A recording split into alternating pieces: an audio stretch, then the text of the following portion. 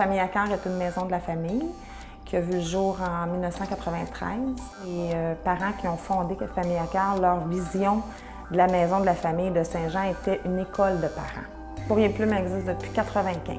Et dans 19 écoles sur 26 de la MRC, on donne l'occasion à des enfants du primaire, de la première année à la 6e année, de pouvoir s'exprimer en toute liberté et de façon tout à fait confidentielle. Mon rôle au Courrier Plume, moi je réponds aux lettres.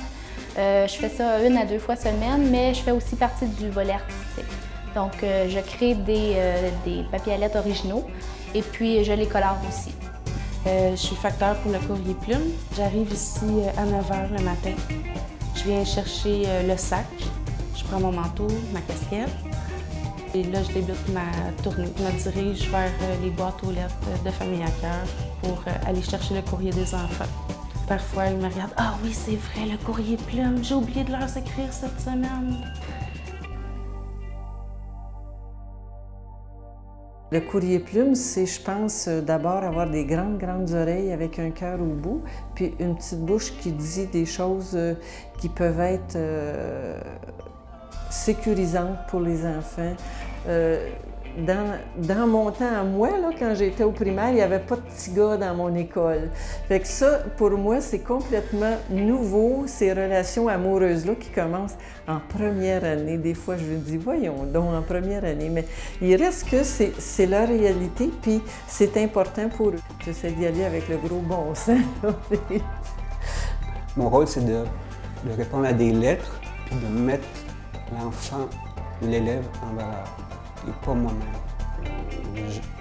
On espère pouvoir aider, c'est-à-dire éviter de faire un cheminement que nous-mêmes on a dû faire. Et aussi l'expression des sentiments qui finir que l'enfant puisse exprimer ses sentiments. Ça, écoute, c'est sur des petits papiers, des post-it ou comme des papiers de caisse enregistreuse. C'est effrayant, là. Puis ils me posent des questions. Chaque fois, je dois avoir, je sais pas, là, sans grossir, là, au moins 25 questions. La population de la Terre, combien d'arbres sur la Terre, combien de cheveux sur la tête humaine. Des questions sans queue ni tête qui ils passent du coq à l'âne, mais je trouve ça plaisant, c'est drôle. La petite fille me contait que sa mère avait le cancer, qu'elle en avait seulement pour quelques mois. Et elle ne demandait pas de conseils, mais elle voulait juste nous faire état de sa situation. Pendant une journée ou deux, je me suis dit, j'ai-tu répondu à la bonne chose? Je lui ai-tu aidé? J'ai trouvé ça difficile de voir qu'une toute petite fille comme ça peut perdre sa mère, qu'elle a juste 7 ou 8 ans. C'est ça qui m'a touchée le plus.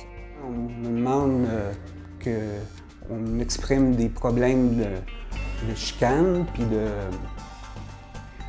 là, je me rends compte que ça me touche plus. Mon vécu entre en ligne de compte.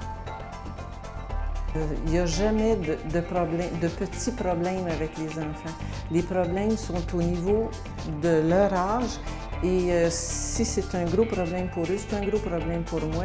Quand j'étais jeune, j'aurais aimé profiter du Courrier Plume parce que